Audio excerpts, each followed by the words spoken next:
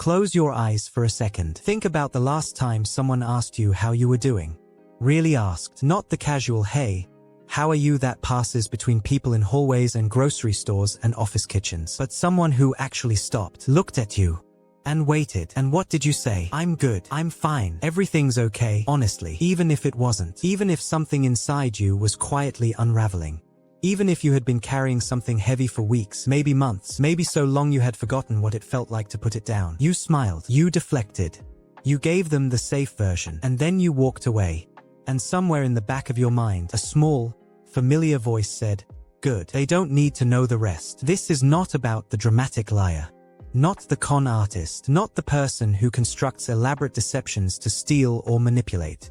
This video is about something quieter, something more personal, something you might recognize, if you're honest, not just in someone you know, but in yourself. Because there is a kind of lying that has nothing to do with taking from others. It has everything to do with protecting something inside yourself. A truth so tender, so guarded, that showing it has always felt less like vulnerability and more like handing someone a knife and asking them not to use it. You learned, somewhere, before you had words for it, that honesty had consequences. That the real, unedited, unperformed version of you was the one most likely to make love disappear, to trigger silence, to confirm the thing you've always suspected, that you were too much, or not enough, or both, impossibly, at the same time. And here is the paradox at the broken center of this pattern. The person who lies most compulsively is almost never the one who cares least about honesty. They are frequently the one who aches for it, who lies in bed at night, in cities like London, Chicago, Manchester, or New York, surrounded by people they call friends, beside someone they call home, and feels a loneliness so specific they cannot name it. Not the loneliness of being alone, but the loneliness of being surrounded by people who love a version of you that you constructed. The armor that once saved them is now the wall between them and every real connection they have ever wanted. And the cruelest part? They built it themselves. Because once, a long time ago, it was the only way to survive. Here's what's actually happening in your brain. Because what drives this kind of dishonesty is not moral weakness, not selfishness, not even, at its core, deception. It is survival. Specifically, the survival of a self that once lived in an environment where the truth was relationally dangerous. Let me give you 3 psychological concepts that explain everything. First, psychological safety. Dr. Amy Edmondson of Harvard Business School defined it as the belief that you will not be punished or humiliated for speaking up or telling the truth.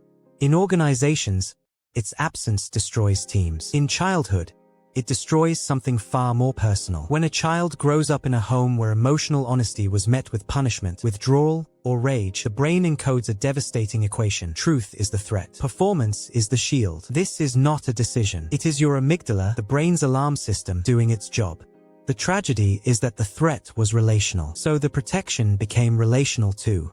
Wired so deep that decades later, in completely safe relationships, your body still fires the same alarm.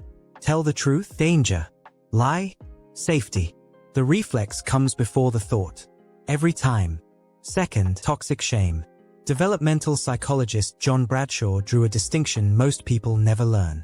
Guilt is, I did something wrong. Shame is, I am something wrong. When a child's authentic self, their real needs, real feelings, is consistently met with dismissal or mockery, they don't conclude their behavior needs adjustment. They conclude their existence is the problem.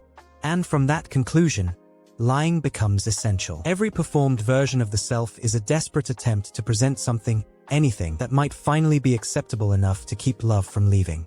The lie is not the problem. The lie is the symptom. Beneath every lie is a child who learned that their truth was unacceptable. Third, disorganized attachment. Identified by psychologists Mary Main and Judith Solomon at Berkeley.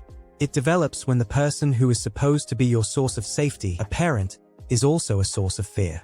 Loving sometimes, terrifying others. This creates an irresolvable paradox. You cannot move toward the caregiver because they are frightening. You cannot move away because they are your only survival. The result, a nervous system that never fully learns to trust, that experiences intimacy as both the thing it wants most and the thing it fears most, and that learns, with extraordinary precision, to manage how much of itself it reveals.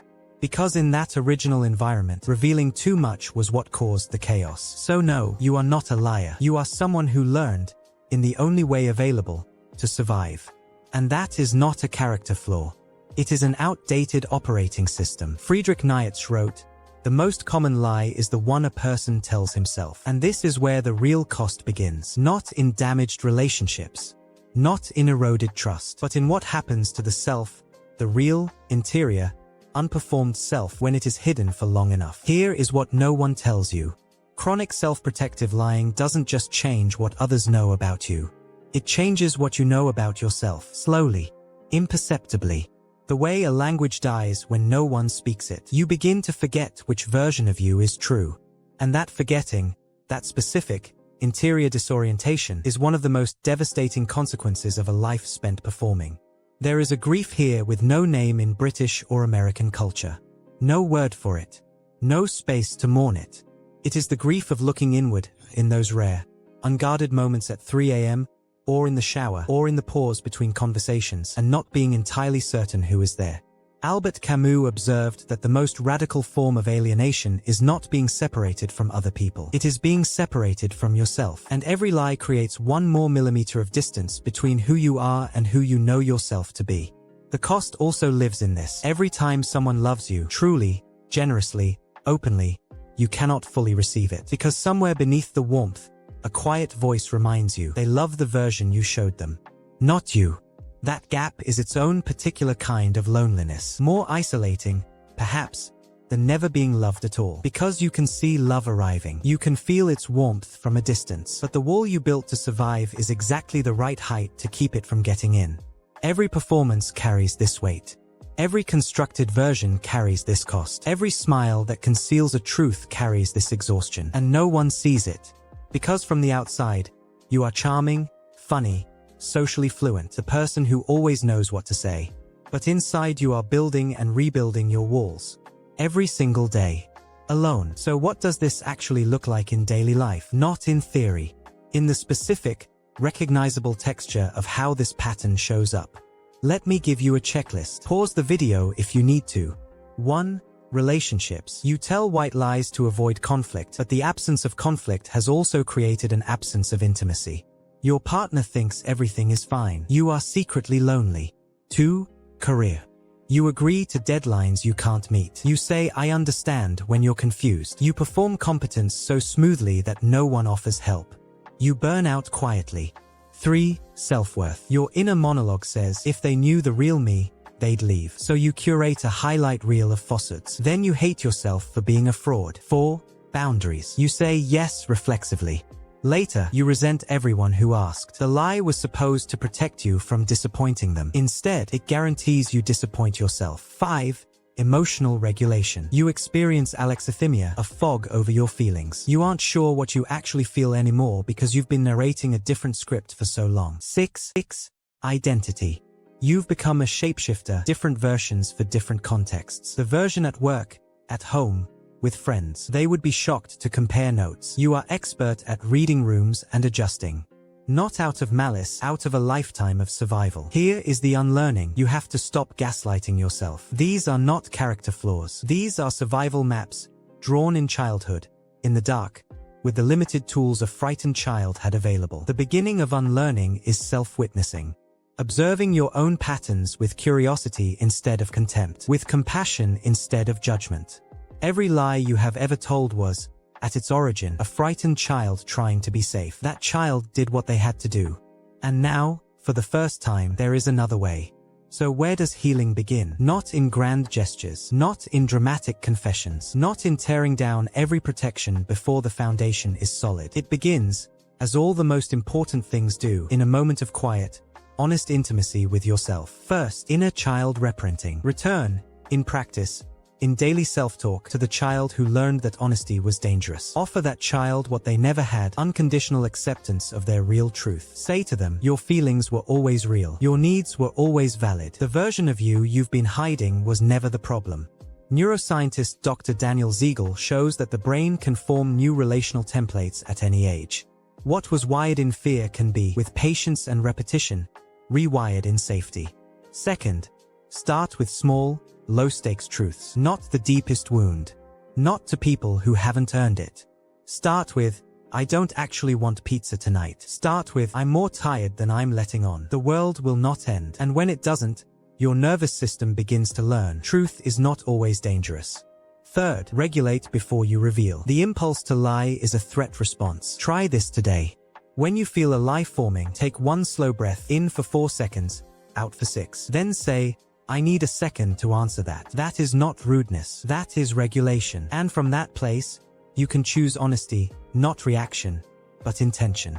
As the psychologist Carl Rogers wrote, what I am is good enough, if I would only be it openly. The truth you have been hiding is not the ugliest thing about you. It is the most human thing about you. The fear beneath the lie.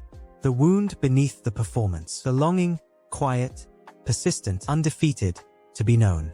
Not the version you constructed, but the one you actually are. That longing is not weakness. It is the most honest thing about you. And it has been waiting, patiently, faithfully, all this time for you to finally call it by its real name. The goal was never to be fixed. The goal is to become whole. If this reached you, if something in this video found a place you usually keep locked, don't scroll past that feeling. Drop a comment. Tell me which part found you.